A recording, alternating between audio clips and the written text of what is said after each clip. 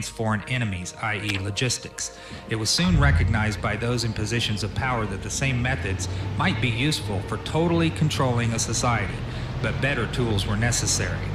Social engineering, the analysis and automation of a society, requires the correlation of great amounts of constantly changing economic information, or data. So a high-speed computerized data processing system was necessary, which could race ahead of the society and predict when society would arrive for capitulation.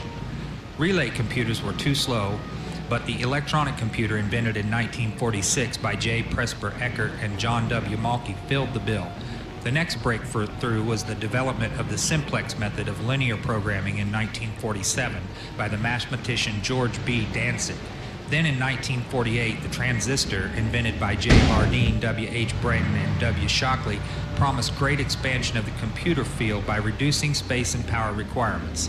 With these three inventions under their direction, those in positions of power strongly suspected that it was possible for them to control the whole world with the push of a button. Immediately, the Rockefeller Foundation got in on the ground floor by making a 4-year grant to Harvard College, funding the Harvard Economic Research Project for the study of the structure of the American economy. 1 year later, in 1949, the United States Air Force joined in. In 1952, the grant period terminated, and a high-level meeting of the elite was held to determine the next phase of social operations research. The Harvard Project had been very fruitful, as is borne out by the publication of some of its results in 1953, suggesting the feasibility of economic social engineering. Studies in the Structure of the American Economy, copyright 1953 by Wassily Leontief, International Science Press, Inc., White Plains, New York. Engineered in the last half of the decade of the 1940s, the new quiet war machine stood, so to speak, in sparkling gold-plated hardware on the showroom floor by 1954. With the creation of the maser in 1954, the promise of unlocking unlimited sources of fusion atomic energy from the heavy hydrogen in seawater and the consequent availability of unlimited social power was a possibility only decades away. The combination was irresistible. Theoretical introduction. Give me control over a nation's currency and I care not who makes its laws. Mayor Amschel Rothschild, 1743 to 1812. Today's silent weapons technology is an outgrowth of a simple idea discovered, succinctly expressed, and effectively applied by the quoted Mr. Mayor Amschel Rothschild. Mr. Rothschild discovered the missing passive component of economic theory known as economic inductance. He, of course, did not think of his discovery in these 20th century terms, and to be sure, mathematical analysis had to wait for the Second Industrial Revolution. The rise of the theory of mechanics and electronics, and finally the invention of the electronic computer before it could be effectively applied in the control of world economy. General energy concepts. In the study of energy systems, there always appears three elementary concepts. These are potential energy, kinetic energy, and energy dissipation. And corresponding to these concepts, there are three idealized, essentially pure physical counterparts called passive components.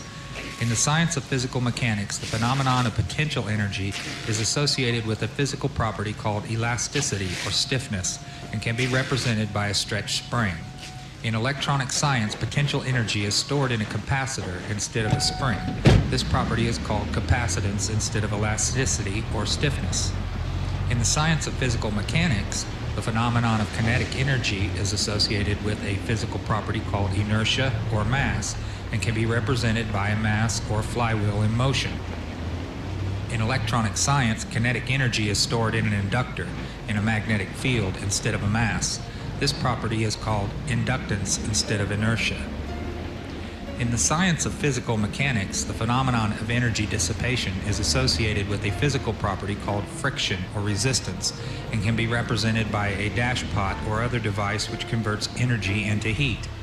In electronic science, dissipation of energy is performed by an element called either a resistor or a conductor. The term resistor being the one generally used to describe a more ideal device, example wire, employed to convey electronic energy efficiently from one location to another. The property of a resistance or conductor is measured as either resistance or conductance reciprocals. In economics, these three energy concepts are associated with economic capacitance would equal capital money, stock, inventory, investments in buildings and durables. Economic conductance would be goods, production flow coefficients. Economic inductance would be services, the influence of the population of industry on output. All of the mathematical theory developed in the study of one energy system, mechanics, electronics, can be immediately applied in the study of other energy systems. Mr. Rothschild's energy discovery. What Mr. Rothschild had discovered was the basic principle of power, influence, and control over people as applied to economics. That principle is, when you assume the appearance of power, people soon give it to you. Mr. Rothschild had discovered that currency or deposit loan accounts had the required appearance of power that could be used to induce people, inductance with people corresponding to a magnetic field, into surrendering their real wealth in exchange for a promise of greater wealth instead of real compensation. They would put up real collateral in exchange for a loan of promissory notes. Mr. Rothschild found that he could issue more notes than he had backing for, so long as he had someone's stock of gold as a persuader to show his customers. Mr. Rothschild loaned his promissory notes to individual and governments. These would create overconfidence. Then he would make money scarce, tighten control of the system, and collect the collateral through the obligation of contracts. The cycle was then repeated. These pressures could be used to ignite a war. Then he would control the availability of currency to determine who would win the war. That government which agreed to give him control of its economic system got his support. Collection of debts was guaranteed by economic aid to the enemy of the debtor. The profit derived from this economic methodology made Mr. Rothschild all the more able to expand his wealth. He found that the public greed would allow currency to be printed by government order beyond the limits of inflation of backing in precious metal or the production of goods and services. Apparent capital as paper inductor. In this structure, credit presented as a pure element called currency has the appearance of capital, but is in effect negative capital. Hence, it has the appearance of service, but is in fact indebtedness or debt. It is therefore an economic inductance instead of an economic capacitance, and if balanced in no other way, will be balanced by the negation of population, war, or genocide. The total goods and services represent real capital called the gross national product, and currency may be printed up to this level and still represent economic capacitance. But currency printed beyond this level is subtractive, represents the introduction of economic inductance, and constitutes notes of indebtedness. War is therefore the balancing of the system by killing the true creditors, the public, which we have taught to exchange true value for inflated currency, and falling back on whatever is left of the resources of nature and regeneration of those resources. Mr. Rothschild had discovered that currency gave him the power to rearrange the economic structure to his own advantage, to shift economic inductance to those economic positions which would encourage the greatest economic instability and oscillation. The final key to economic control had to wait until there was sufficient data and high-speed computing equipment to keep close watch on the economic oscillations created by the price shocking and excess paper energy credits, paper inductance, and inflation. Breakthrough. The aviation field provided the greatest evolution in economic engineering by way of mathematical theory of shock testing. In this process, a projectile is fired from an airframe on the ground, and the impulse of the recoil is monitored by vibration transducers connected to the airframe and wired to chart recorders. By studying the echoes or reflections of the recoil impulse in the airframe, it is possible to discover critical vibrations in the structure of the airframe, which either vibrations of the engine or alien vibrations of the wings or a combination of the two might reinforce, resulting in a resonant self-destruction of the airframe in flight as an aircraft. From the standpoint of engineering, this means that the strengths and weaknesses of the structure of the airframe in terms of vibrational energy can be discovered and manipulated. Applications in economics. To use this method or airframe shock testing in economic engineering, the prices of commodities are shocked and the public consumer reaction is monitored. The resulting echoes of the economic shock are interpreted theoretically by computers, and the economic structure of the economy is thus discovered. It is by this process that partial differential and difference matrices are discovered that define the family household and make possible its evaluation as an economic industry, dissipative consumer structure. Then the response of the household to future shocks can be predicted and manipulated, and society becomes a well-regulated animal with its reins under the control of a sophisticated computer-regulated social engineering bookkeeping system. Eventually, every individual element of the structure comes under computer control through a knowledge of personal preferences. Such knowledge, guaranteed by computer association of consumer preferences, UPC codes, zebra stripe pricing codes on packages with identified consumers, identified via association with the use of a credit card and later a permanent tattooed body number invisible under the normal ambient illumination. Descriptive introduction of the silent weapon. Everything that is expected from an ordinary weapon is expected from a silent weapon by its creators, but only in its own manner of functioning. It shoots situations instead of bullets, propelled by data processing instead of chemical reaction or explosion, originating from bits of data instead of grains of gunpowder from a computer instead of a gun, operated by a computer programmer instead of a marksman, under the orders of a banking magnate instead of a military general. It makes no obvious explosive noises, causes no obvious physical or mental injuries, and does not obviously interfere with anyone's daily social life. Yet it makes an unmistakable noise, causes unmistakable physical and mental damage, and unmistakably interferes with the daily social life. Example, unmistakable to a trained observer, that is, one who knows what to look for. The public cannot comprehend this weapon and therefore cannot believe that they are being attacked and subdued by a weapon. The public might instinctively feel that something is wrong, but that is because of the technical nature of the silent weapon. They cannot express their feelings in a rational way or handle the problem with intelligence. Therefore, they don't know how to cry for help and don't know how to associate with others to defend themselves against it. When a silent weapon is applied gradually, the public adjusts or adapts to its presence and learns to tolerate its encroachment on their lives until the pressure, psychologically via economic, becomes too great and they crack up. Therefore, the silent weapon is a type of biological warfare. It attacks the vitality, options, and mobility of the individuals of society by knowing, understanding, manipulating, and attacking their sources of natural and social energy and their physical, mental, and emotional strengths and weaknesses. The social welfare program is nothing more than an open-ended credit balance system which creates a false capital industry to give non-productive people a roof over their heads and food in their stomachs. This can be useful, however, because the recipients become state property in return for the gift, a standing army for the elite. For he who pays the piper picks the tune. Those who get hooked on the economic drug must go to the elite for a fix. In this method of introducing large amounts of stabilizing capacitance is by borrowing on the future credit of the world.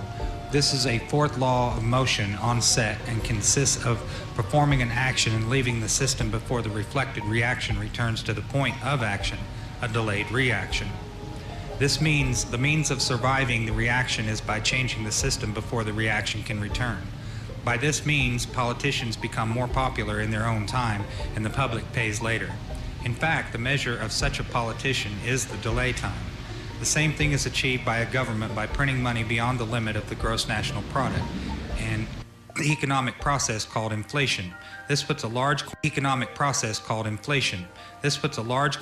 is achieved by a government by printing the delay time. The same system before the reaction can return. By this reflected reaction returns to the point of action, a delayed reaction. This means the state property in return for the gift, a standing army for the elite. For he who pays the piper picks the tune. Those who get hooked on the economic drug must go to the elite for a fix. In this method of introducing large amounts of stabilizing capacitance is by borrowing on the future credit of the world. This is a fourth law of motion on set and consists of performing an action and leaving the system before the reflected reaction returns to the point of action, a delayed reaction. This means the means of surviving the reaction is by changing the system before the reaction can return. By this means, politicians become more popular in their own time, and the public pays later. In fact, the measure of such a politician is the delay time. The same thing is achieved by a government by printing money beyond the limit of the gross national product in the economic process called inflation. This puts a large quantity of money into the hand of the public and maintains a balance against their greed, creates a false self-confidence in them, and for a while stays the wolf from the door. They must eventually resort to war to balance the account, because war ultimately is merely the act of destroying the creditor, and the politicians are the publicly hired hitmen that justify the act to keep the responsibility and blood off the public conscience. See section on consent factors and social economic structuring. If the people really cared about their fellow man, they would control their appetites, greed, procreation, etc., so that they would not have to operate on a credit or welfare social system which steals from the worker to satisfy the bone. Since most of the general public will not exercise restraint, there are only two alternatives to reduce the economic inductance of the system. Let the populace bludgeon each other to death in war, which will only result in a total destruction of the living earth. Take control of the world by the use of economic silent weapons in a form of quiet warfare, and reduce the economic inductance of the world to a safe level by a process of benevolent slavery and genocide. The later option has been taken as the obviously better option. At this point, it should be crystal clear to the reader why absolute secrecy about these silent weapons is necessary. The general public refuses to improve its own mentality and its faith in its fellow man. It has become a herd of proliferating barbarians and, so to speak, a blight upon the face of the earth. They do not care enough about economic science to learn why they have not been able to avoid war despite religious morality, and their religious or self-gratifying refusal to deal with earthly problems renders the solution of the earthly problem unreachable to them. Summary. Economics is only a social extension of a natural energy system. It also has its three passive components. Because of the distribution of wealth and the lack of communication and lack of data, this field has been the last energy field for which a knowledge of these three passive components has been developed. Since energy is the key to all activity on the face of the earth, it follows that in order to attain a monopoly of energy, raw materials, goods, and services, and to establish a world system of slave labor, it is necessary to have a first strike capability in the field of economics. In order to maintain our position, it is necessary that we have absolute first knowledge of the science of control over all economic factors and the first experience at engineering the world economy. In order to achieve such sovereignty, we must at least achieve this one end, that the public will not make either the logical or mathematical connection between economics and the other energy sciences, or learn to apply such knowledge. This is becoming increasingly difficult to control, because more and more businesses are making demands upon their computer programmers to create and apply mathematical models for the management of those businesses. It is only a matter of time before the new breed of private programmer economists will catch on to the far-reaching implications of the work begun at Harvard in 1948. The speed which they can communicate their warning to the public will largely depend upon how effective we have been at controlling the media, subverting education, and keeping the public distracted with matters of no real importance. The economic model.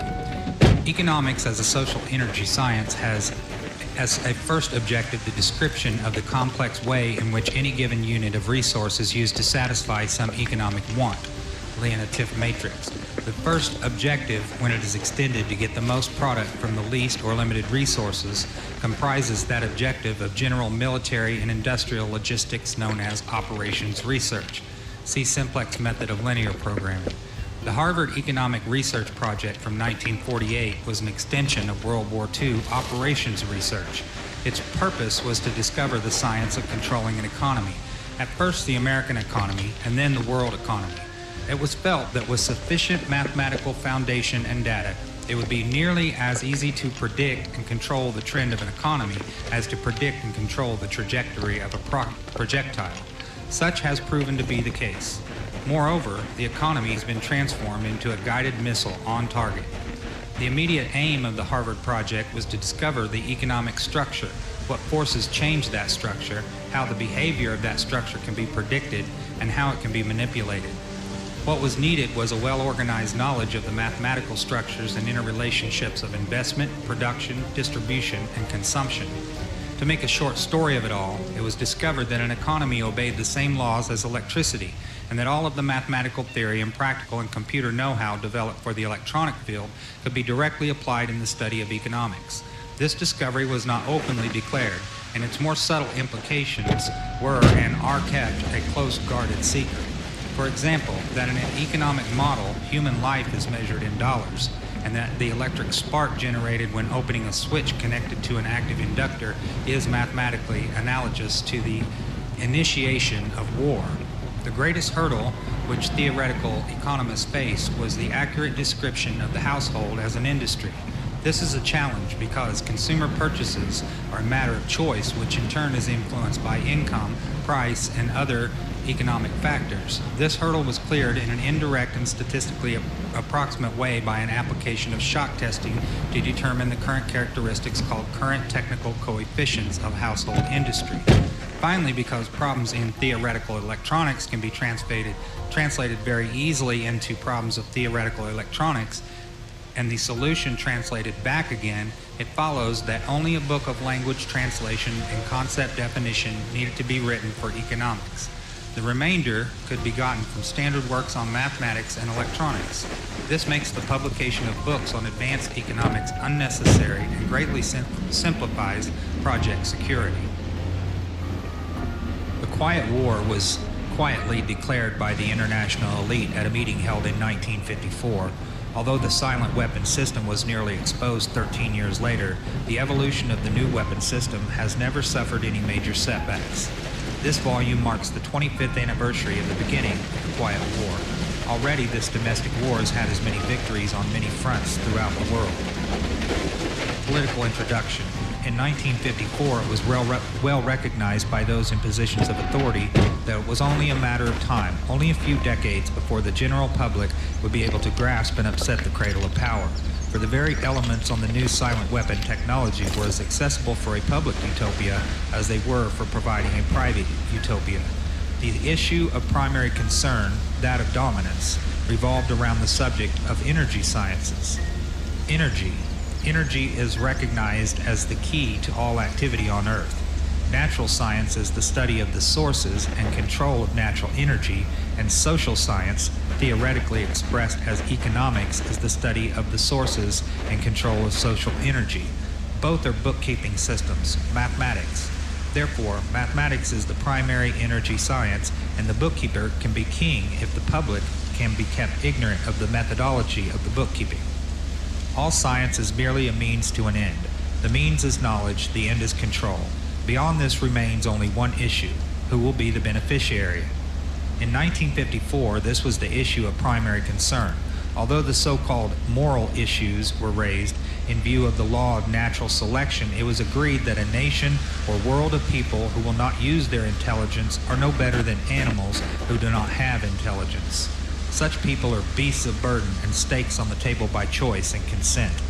Consequently, in the interest of future world order, peace, and tranquility, it was decided to privately wage a quiet war against the American public with an ultimate objective of permanently shifting the natural and social energy, wealth of the undisciplined and irresponsible many into the hands of the self-disciplined, responsible, and worthy few.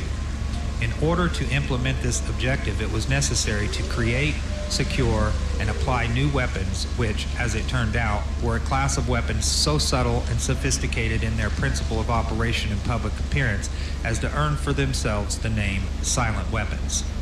In conclusion, the objective of economic research as conducted by the magnates of capital, banking, and the industries of commodities or goods and services is the establishment of an economy which is totally predictable and manipulatable.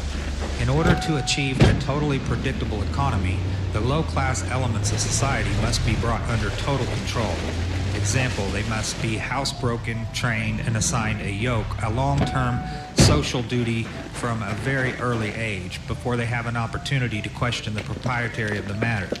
In order to achieve such conformity, the lower class family unit must be disintegrated by a process of increasing preoccupation of the parents and the establishment of government-operated daycare centers for the occupationally orphaned children.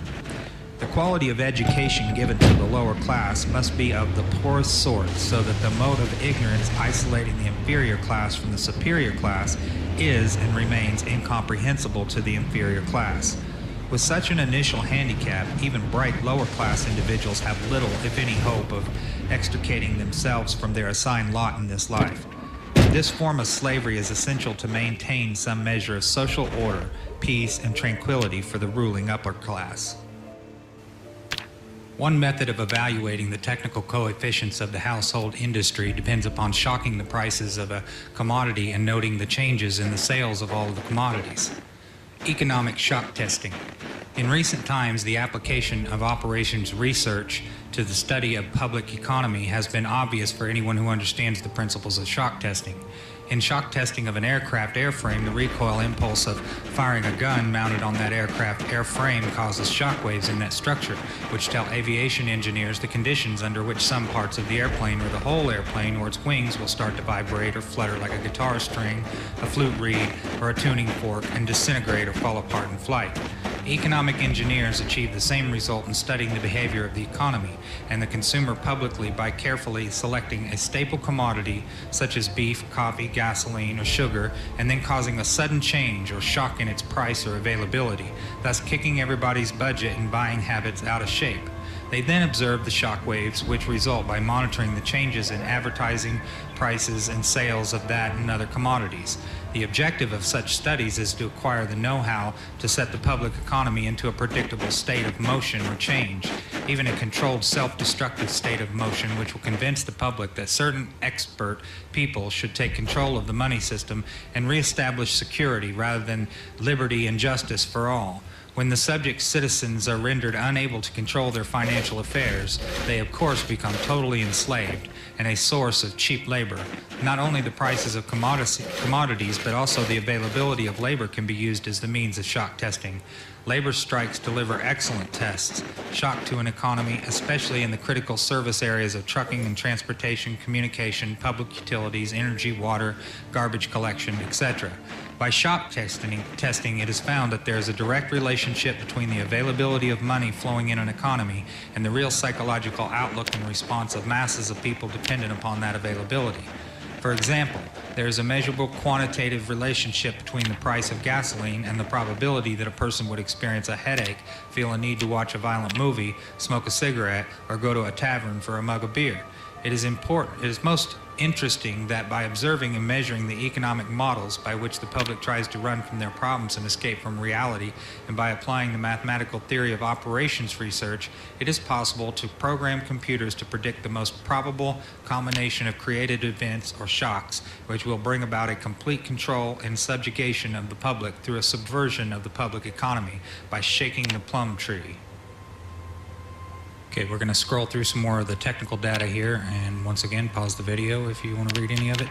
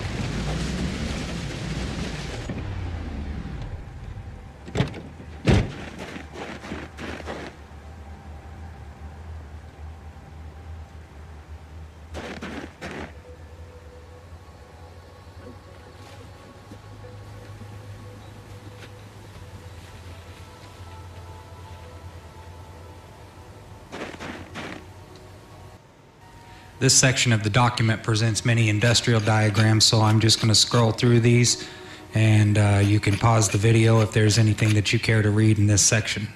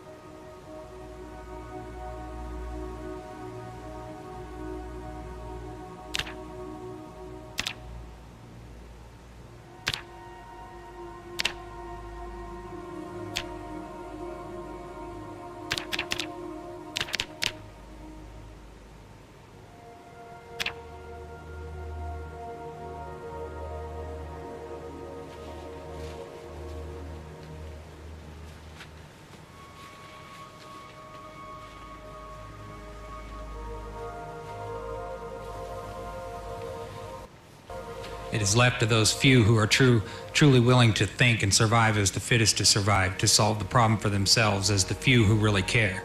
Otherwise, exposure of the silent weapon would destroy our only hope of preserving the seed of the future true humanity. Now the following is a bunch more technical information. If you're curious, just pause the video. I'm going to scroll through it fairly quickly.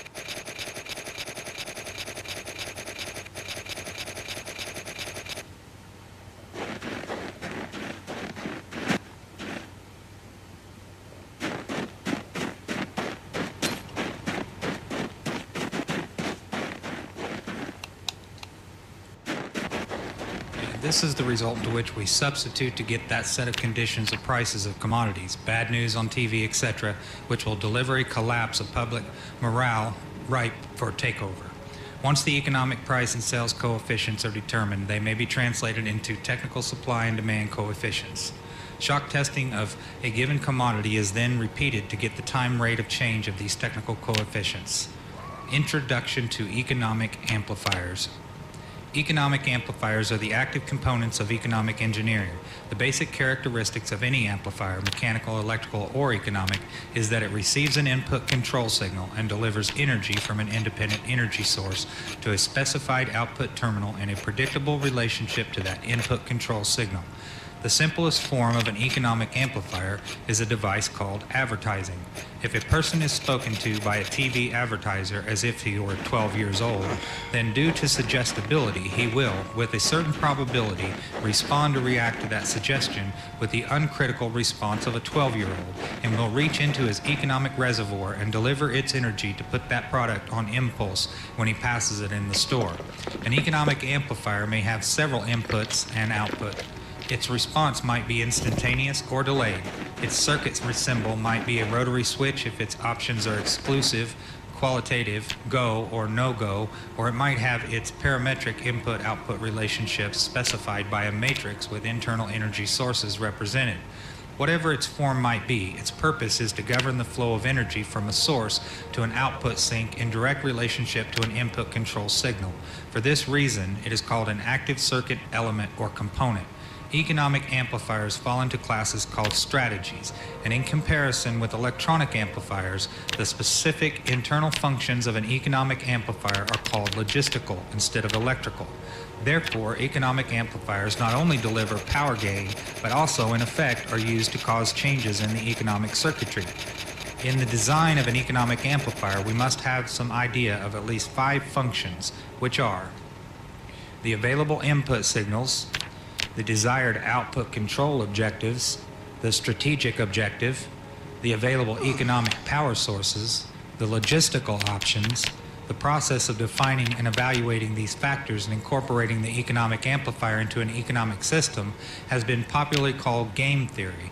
The design of an economic amplifier begins with a specification of the power level of the output, which can range from personal to national. The second condition is accuracy of response. Example, how accurately the output action is a function of the input commands. High gain combined with strong feedback helps to deliver the required precision. Most of the error will be the input data signal. Personal input data tends to be specified, while national input data tends to be statistical. A short list of inputs. Questions to be answered. What, where, why, when, how, and who. General sources of information: telephone taps, analysis of garbage, surveillance, behavior of children in school, standard of living by, food, shelter, clothing, transportation, social contacts, telephone itemized record of calls, family, marriage certificates, birth certificates, etc., friends, associates, etc., memberships in organizations, political affiliation, the personal paper trail, personal buying habits, personal consumer preferences, checking accounts, credit card purchases, tagged credit card purchases, the credit card purchase of products bearing the UPC code, assets, checking accounts, savings accounts, real estate, business, automobile, safety deposit at the bank, stock market, liabilities, creditors, enemies, loans, government sources, welfare, Social Security, USDA, surplus food, doles, grants, subsidies,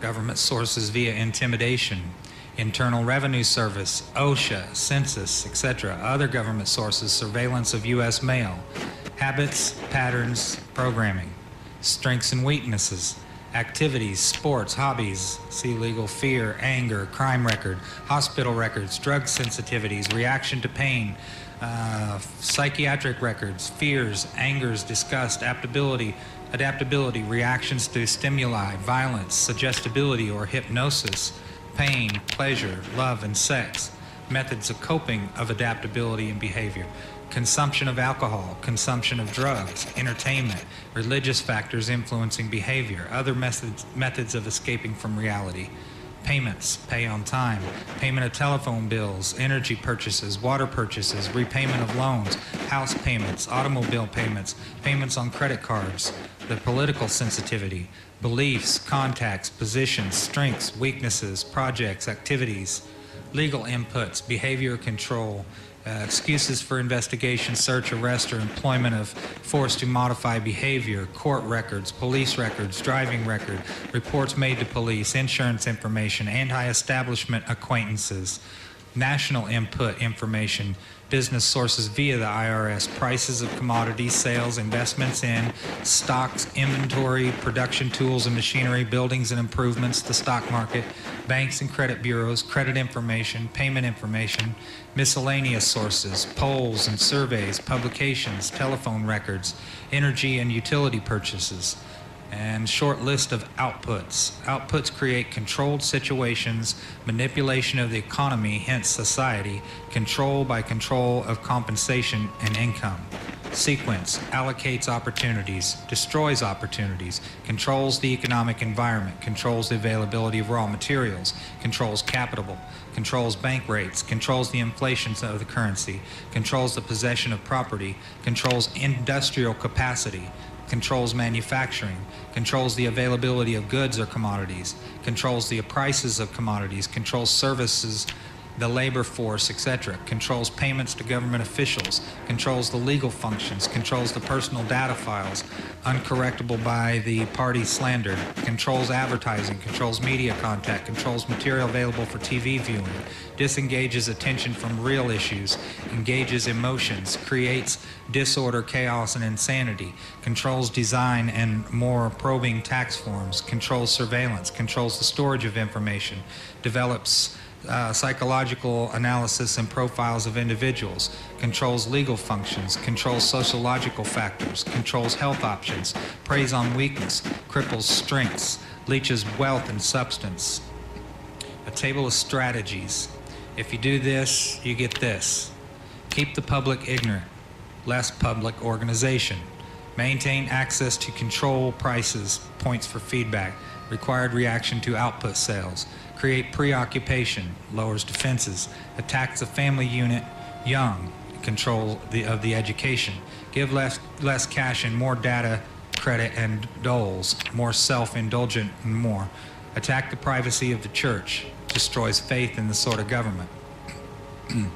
Social conformity, computer programming simplicity, minimize the tax program, protest, maximize economic data minimum, enforcement problems. Stabilize the consent, simplicity coefficients, tighten control of variables, simpler computer input data, greater predictability, established boundary conditions, equations, problem simplicity, solutions of differential indifference, proper timing, less data shift and blurring, maximum control, minimum resistance to control, collapse of currency, destroy the faith of the American people in each other.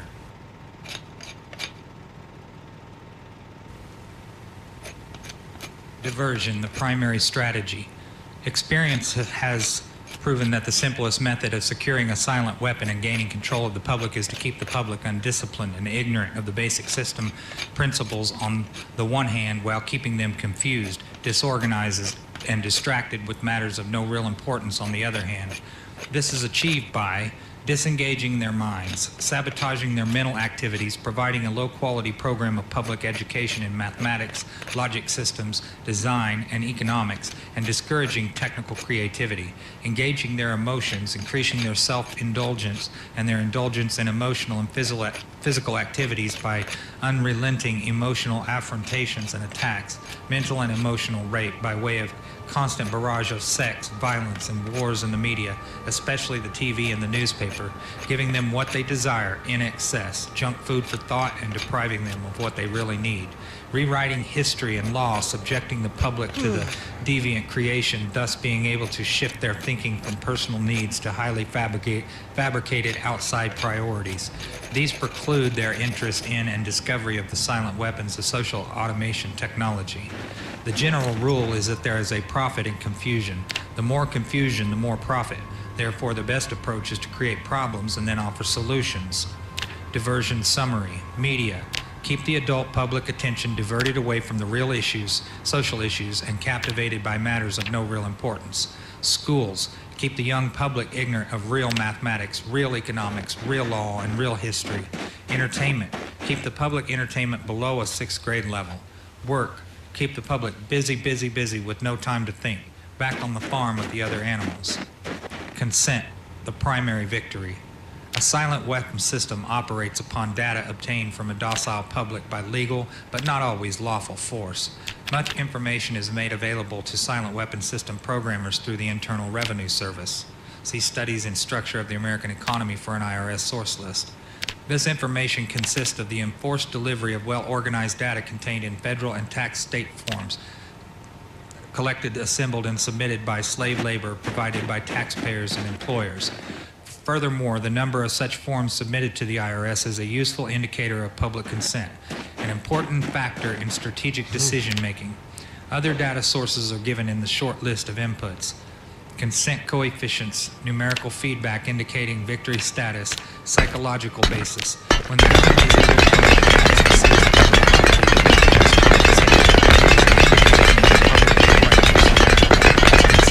tax and legal encroachment. A good and easily quantified indicator of harvest time is the number of public citizens who pay income tax.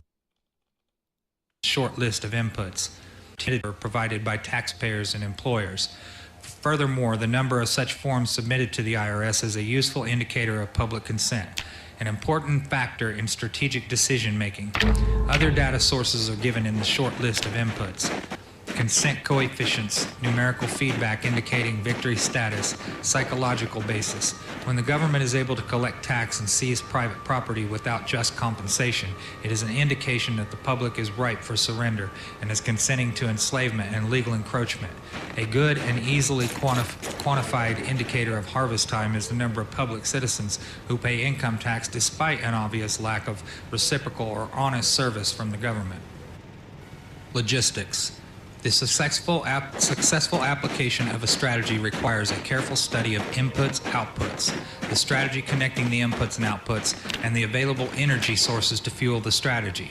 This study is called logistics. A logistical problem is studied at the elementary level first, and then levels of greater complexity are studied as a synthesis of elementary factors. This means that a given system is analyzed, i.e. broken down into subsystems, and these in turn are analyzed until by this process one arrives at the logistical atom, the individual. This is where the process of synthesis properly begins at the time of birth of the individual. The artificial womb. From the time a person leaves its mother's womb, its every effort is directed towards building, maintaining, and withdrawing into artificial wombs various sorts of substitute protective devices or shells. The objective of these artificial wombs is to provide a stable environment for both stable and unstable activity, to provide a shelter for the evolutionary process of growth and maturity.